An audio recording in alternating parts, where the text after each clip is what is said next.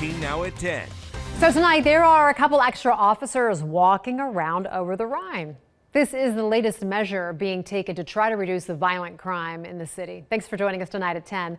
I'm Tricia Mackey. Rob has the night off. We also just learned Mayor Aftab Pureval has called a special meeting with City Council on Wednesday to address crime and safety downtown and especially in OTR.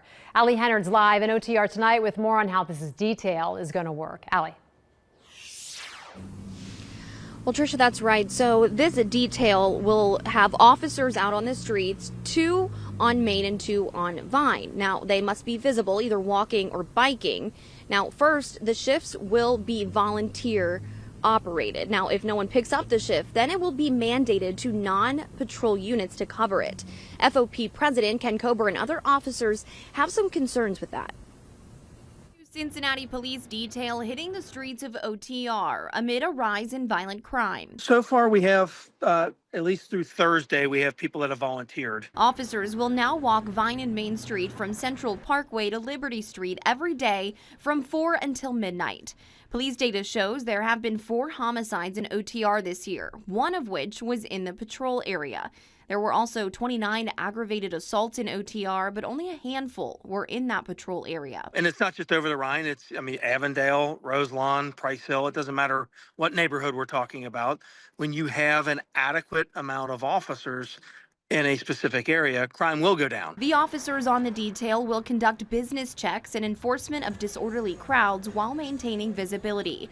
Fraternal Order of Police President Ken Kober says officers will volunteer for the detail, but if no one picks up the shift, it will become mandated. There is going to come to a point where we are just stretched thin and we are tired. I'm not sure that we're exactly there yet. But I can tell you, if they come to the point where they force officers to work extra, that's where you're going to see that things are going to rapidly deteriorate. Kober says he doesn't agree with forcing officers to work another 8 hours outside of their normal shift if it comes to that. It's not just one shooting per shift. Officers may go to 3 or 4 shootings per shift, and that's something that certainly does take a toll. And that's why it's so important for them to have off time, which is why I've been so vocal about making sure that if these officers are going to fill these shifts, it should be voluntary. Not requiring them to do, not ordering them to do this. Some OTR residents who did not want to be on camera say they have doubts the extra detail will make a difference. Kober says the city needs to also focus on hiring more officers. If the city makes the commitment to make sure that we hire all of the officers we need to get back to our full complement, I think we're going to see that there will be a reduction in crime. Well, Kober estimates that this plan will cost around $60,000 a month. Now, the officers have filled this shift until Thursday, but until then, or after that, actually, they say that it will be mandated. Officers will be forced to fill those shifts. Again, FOP President Ken Kober and other officers have some concerns with the way it's being handled. Live at CPD with photojournalist Chris Waldman, Allie Hennard, Fox 19 Now. Allie, if I may, so if they're going to be mandated, will that be like mandated OT?